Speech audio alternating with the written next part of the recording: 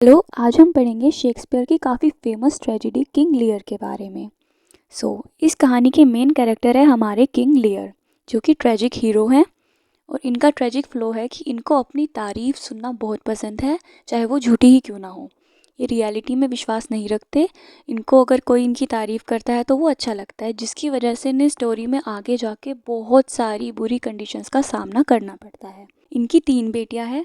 सबसे बड़ी बेटी का नाम है गोनरेल, ये काफ़ी चालाक है। मंझली बेटी का नाम है रेगन, ये भी काफ़ी चालाक है। और सबसे छोटी बेटी का नाम है कॉर्डेलिया, ये बहुत अच्छी है और अपने पापा से सच में प्यार करती है। इनकी दोनों बड़ी बेटियों की शादी हो चुकी है और सबसे छोटी बेटी की अभी शादी नहीं हुई है। बड़ी बेटी गोनरेल के हस्बैंड का नाम है अल्बनी और ये एक अच्छा आदमी है। मंझली बेटी के हस्बैंड का नाम है कॉर्नवॉल और ये भी बहुत चालाक आदमी है। अब इनका एक कॉर्टियर है ग्लॉस्टर, जो काफ़ी वफादार है और उसके 2 बेटे हैं, एडगर जो कि उसका जायज़ बेटा है और एडमंड जो उसका नाजायज़ बेटा है। इनका एक और कॉर्टियर है कैंट, जो काफ़ी वफादार है। इसको ये आगे स्टोरी में बाहर भी निकाल देते हैं अपनी कोर्ट से, लेकिन वो फिर से आ जाता है और उनको सर्व करता है सीक्रेटली। अब हम कहानी को स्टार्ट करते हैं। जो हमारी कहानी का हीरो है किंग लियर, वो बहुत ओल्ड हो चुका है और अब वो अपने किंगडम को अपनी तीनों बेटियों के बीच में डिवाइड करना चाहता है, जिसके लिए वो एक सेरेमनी को ऑर्गेनाइज़ करता है, जिसमें वो काफ़ी बड़े बड़े मिनिस्टर्स को बुलाता है, अपने ट्रस्टेड लोगों को बुलाता है, जैसे कि कैंट और ग्लॉस्टर जो कि उसके ट्रस्टेड कॉर्टियर थे। इनके अलावा वो इसमें 2 यंग मैन को भी बुलाता है, burgundy and the king of France, जो उसकी छोटी बेटी से शादी करने के लिए इस सेरेमनी में आए थे। वैसे तो किंग लियर को अपना किंगडम अपनी तीनों बेटियों में इक्वली डिस्ट्रीब्यूट करना चाहिए था, लेकिन वो ऐसा नहीं करता, बल्कि वो एक कंडीशन रखता है कि उसकी जो भी बेटी उससे सबसे ज़्यादा प्यार करती है वो उसको अपने किंगडम में ज़्यादा हिस्सा देगा। तो जो उसकी सबसे बड़ी बेटी है, जो बहुत चालाक होती है, वो उससे बहुत अच्छे से बात करती है और कहती है कि आप तो मेरी ज़िंदगी हो, आप तो मेरा सब कुछ है, वगैरह वगैरह। रेगन भी ऐसा ही करती है, जो उसकी मंझली बेटी थी वो भी चालाक थी। लेकिन कॉर्डेलिया जो उसकी सबसे छोटी बेटी है, उसे ये सब झूठ पसंद नहीं है, वो दिखावा नहीं करती। तो जब उससे पूछा जाता है कि तुम अपने पापा से कितना प्यार करती हो, तो वो बोलती है मैं अपने पापा से उतना ही प्यार करती हूँ जितना एक बेटी को अपने पिता से करना चाहिए, ना ज़्यादा ना कम। किंग लियर को उसकी ये बात अच्छी नहीं लगती, हालांकि उसने सही बोला था, लेकिन उसे अपनी दोनों बड़ी बेटियों की बात अच्छी लगती है, जो उसकी बहुत तारीफ़ करती है। और अपनी छोटी बेटी कॉर्डेलिया की बात पर उससे गुस्सा आ जाता है और वो उसको अपनी जायदाद से निकाल देता है। ये बात सुनकर कि अब उसको कुछ भी नहीं मिल रहा है, एक लड़का जो बरगंडी से शादी करने के लिए आया था, वो तो वहीं पीछे हट जाता है कि मैं अब इससे शादी क्यों करूं जब इसके पास कुछ नहीं है।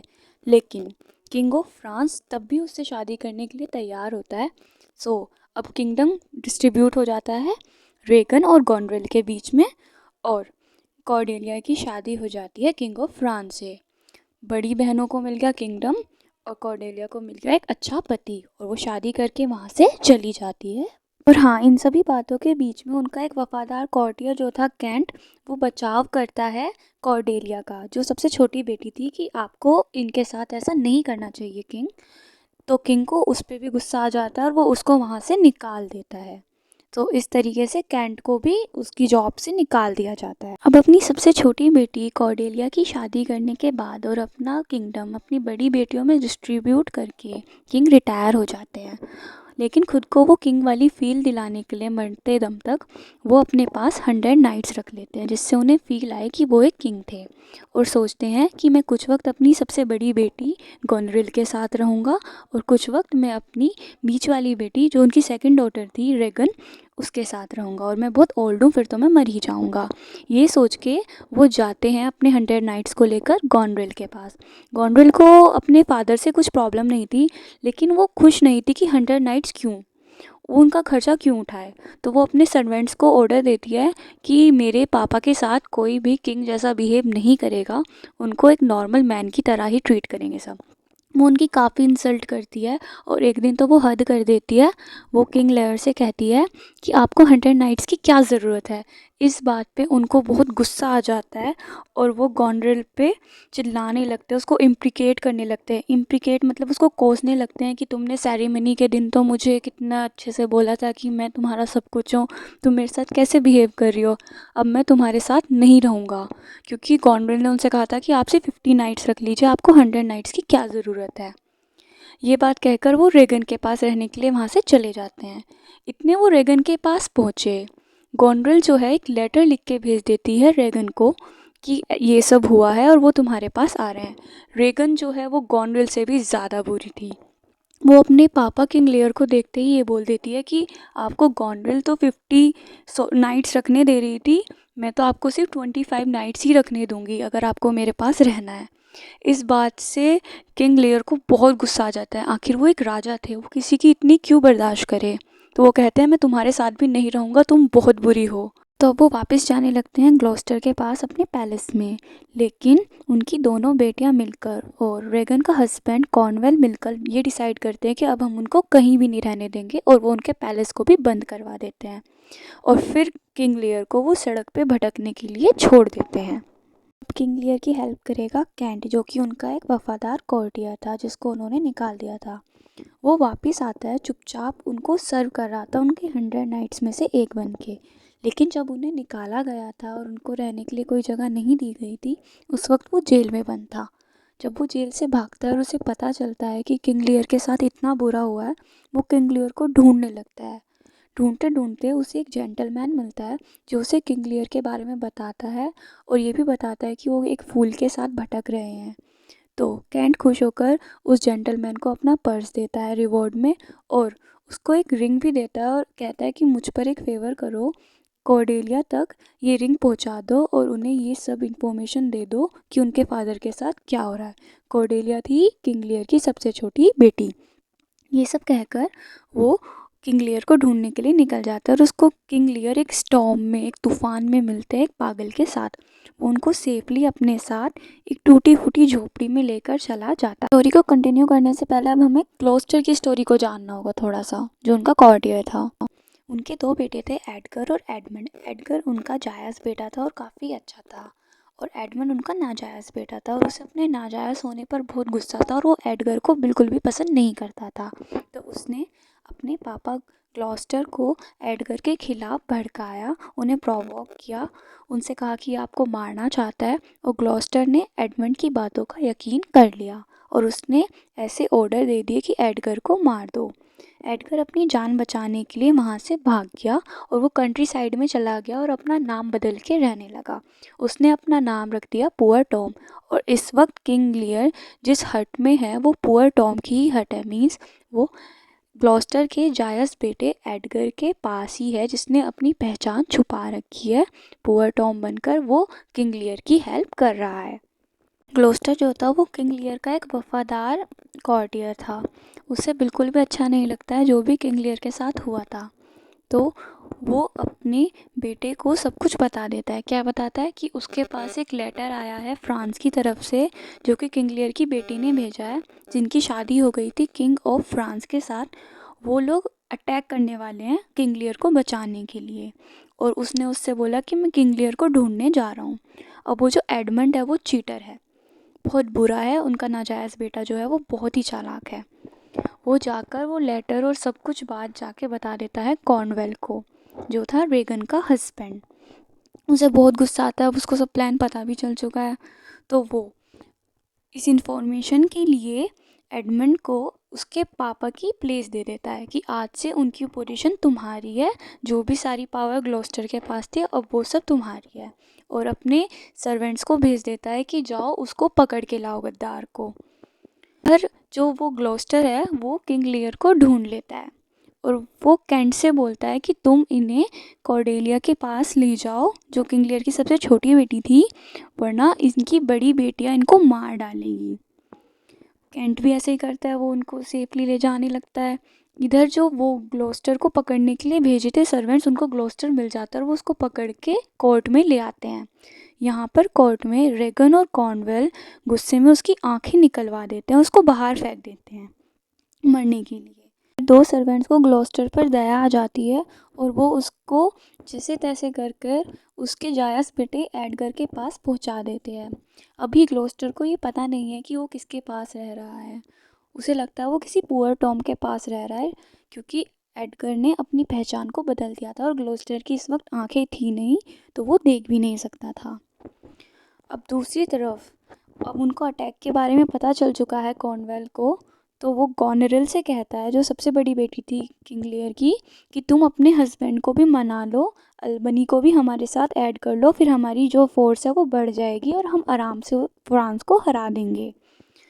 तो कॉर्नवेल भेज देता है गॉनरेल को, रेगन को और एडमंड को उसे मनाने के लिए, लेकिन अल्बनी मना कर देता है कि मैं तुम लोगों की हेल्प नहीं करूँगा, क्योंकि अल्बनी अच्छा था और उसे बिल्कुल भी अच्छा नहीं लगता है कि वो लोग किंग लियर के साथ क्या क्या कर रहे थे। वो इन सब चीज़ों का हिस्सा नहीं बनना चाहता था। इधर जैसे ही वहाँ पे ये सब बातें हो रही रहती है, खबर आती है कि कॉर्नवॉल को मार दिया किसी सर्वेंट ने, मीन्स कुछ लड़ाई हो गई और वो मर गया। अब जो वो रेगन थी वो तो विधवा हो गई। यहाँ पर एक नया कैरेक्टर पता चलता है इन दोनों लड़कियों के बारे में। खैर, इस कैरेक्टर को हम बाद में बताएंगे, अब हम कहानी को आगे बढ़ाते हैं। अब वो भी मर चुका है कॉर्नवेल, और अल्बनी जो है वो तो बनना ही नहीं चाहता हिस्सा, तो पावर आ जाती है एडमंड के पास। अब वो बन जाता है किंग और फिर होती है फाइट। फाइट से पहले, मतलब वॉर से पहले क्या होता है, वो कैंप तक ले आते हैं किंग लियर को। किंग लियर को बहुत शर्म आ रही थी, वो अपनी छोटी बेटी का सामना नहीं कर पा रहा था। उसे लग रहा था कि मैंने बहुत गलत किया है, लेकिन उनकी सबसे छोटी बेटी बहुत ही अच्छी थी, कॉर्डेलिया। वो ऐसा कुछ भी नहीं सोच रही थी, उसने अपने पापा को बहुत पहले ही माफ़ कर दिया था। तो वो कैंप में लेके जाती है उन्हें, उनका ट्रीटमेंट कराती है और फिर वॉर होती है, लेकिन वॉर में हार जाता है फ्रांस और ब्रिटेन की जीत हो जाती है, क्योंकि एडमंड को तो सब कुछ पता ही था कि क्या होने वाला है, तो वो पूरी तैयारी से था। तो जैसे ही एडमंड जीत जाता है, वो किंग लियर और कॉर्डेलिया को जेल में डाल देता है और ऑर्डर देता है किसी कैप्टन को कि इन दोनों को जेल में ही मार दो। फिर दिखाई जाती है लड़ाई एडगर और एडमंड की, जिसमें एडगर जीत जाता है और वो एडमंड को मार देता है। अब यहाँ पे हमें पता चलता है किंग लियर की 2 बड़ी बेटियों का भी कैरेक्टर। जो रेगन थी, उसके हस्बैंड की डेथ हो गई थी। अब वो एडमंड से शादी करना चाहती थी, क्योंकि उसे एडमंड वैसे भी पसंद था। और जो सबसे बड़ी बेटी थी गॉनरेल, वो अपने हस्बैंड को मारने की प्लानिंग कर रही थी, क्योंकि उसे भी एडमंड पसंद था और एडमंड बहुत चालाक लड़का था, वो उन दोनों का ही पागल बना रहा था। रेगन जब बोलती है कि वो एडमंड से शादी करना चाहती है, तो गॉनरेल उसको जहर दे देती है चुपचाप और मार देती है। लेकिन अब यहाँ पे जो फाइट हुई थी एडगर और एडमंड की, जिसमें एडमंड मर गया, ये खबर जाती है फिर गॉनरेल के पास कि एडमंड तो मर गया, तो उसे बहुत ही ज़्यादा दुख होता है और वो खुद भी सुसाइड कर लेती है। ग्लॉस्टर जो है, उसको सच पता चल जाता है कि जो पुअर टॉम के साथ वो रह रहा था, वो उसका खुद का बेटा एडगर ही था, जिससे उसे बहुत दुख भी होता है, अच्छा भी लगता है कि उसका बेटा उससे इतना प्यार करता है, पर खुद पे उसे शर्म भी आती है कि उसने कितना बुरा किया और अब उसकी तो ज़िंदगी के कुछ ही पल बचे हैं, तो वो भी मर जाता है। अब इस दिन में एडमंड मरता मरता एक बात बताता है कि मैंने ऑर्डर्स दे दिए हैं कैप्टन को किंग लियर और गॉनरेल को मारने के लिए। ये बात जैसे अल्बनी को पता चलती है, क्योंकि अल्बनी को भी सारी खबर जा चुकी थी, वो जल्दी से सोल्जर्स को भेजता है कि जल्दी जाओ इससे पहले कि कुछ हो जाए। लेकिन सोल्जर्स जैसे ही जेल में पहुंचते हैं, वो क्या देखते हैं, किंग लियर अपनी बेटी कॉर्डेलिया की डेड बॉडी हाथ में लेके पागलों की तरह रो रहा था और कह रहा था कि मैंने कैप्टन को तो मार दिया, लेकिन मैं कॉर्डेलिया को नहीं बचा पाया, और वो भी दुख के साथ अपने दुख में वहीं मर जाता है। तो इस कहानी की एंड में सभी मर जाते हैं सिवाय एडगर के, जो कि ग्लॉस्टर का जायज़ बेटा था, और अल्बनी के, जो कि गॉनरेल का हस्बैंड था और काइंड था। यहाँ पर ये प्ले ख़त्म हो जाता है। अब जो मैंने कैरेक्टर्स का इसमें नाम लिया है, अल्बनी, कॉर्नवेल, वो उनके नाम नहीं थे, उनका कोई नाम दिया ही नहीं था, सिर्फ उनकी पोजीशन दे रखी थी कि वो ड्यूक ऑफ कॉर्नवॉल था, ड्यूक ऑफ अल्बनी था, किंग ऑफ फ्रांस था। बस कहानी को समझाने के लिए मैंने इस तरीके से उनका नाम रखकर वो बात बोल दी। उन लोगों का नाम वो नहीं था, वो कहानी में उनका नाम दे ही नहीं रखा है। अब थोड़े से की एलिमेंट बता देती हूँ। किंग लियर जो है वो ब्लैंक वर्सेस और प्रोज में लिखी है। इसको शेक्सपियर ने लिखा है और ये कब लिखी थी इसके बारे में कोई करंट इन्फॉर्मेशन नहीं है, लेकिन 26 नवंबर 1607 में इसकी फर्स्ट एंट्री हुई थी स्टेशनरी रजिस्टर में एज अ प्ले, जिसको लिखा था विलियम शेक्सपियर ने। विलियम शेक्सपियर क्या थे? इंग्लिश प्ले राइट थे, पोइट थे, एक्टर थे और इनको अपनी राइटिंग के लिए बहुत ज़्यादा जाना जाता है, काफ़ी अच्छे राइटर थे। इनका जन्म हुआ था अप्रैल 1564 में और 52 की एज में अप्रैल 1616 में इनकी डेथ हो गई थी। ये काफ़ी अच्छी ट्रेजेडीज़ लिखते थे। और किंग लियर में हमेशा क्या था, उसका मतलब ट्रेजिक फ्लो क्या था कि उसके अंदर एरोगेंस और एक्सेसिव प्राइड, वो रियलिटी में बिलीव ही नहीं करता था, उसमें बहुत ज़्यादा घमंड था, जो उसकी तारीफ़ करता था उसे वही अच्छा लगता है। इस कहानी से हमें क्या मोरल मिलता है? A person's action speaks louder than words alone. और किंग लियर एक ट्रेजिक हीरो है। इस कहानी में किंग लियर एक 5 एक्ट की ट्रेजेडी है। बस इतना ही था इस कहानी में और इस वीडियो में। Thanks for watching.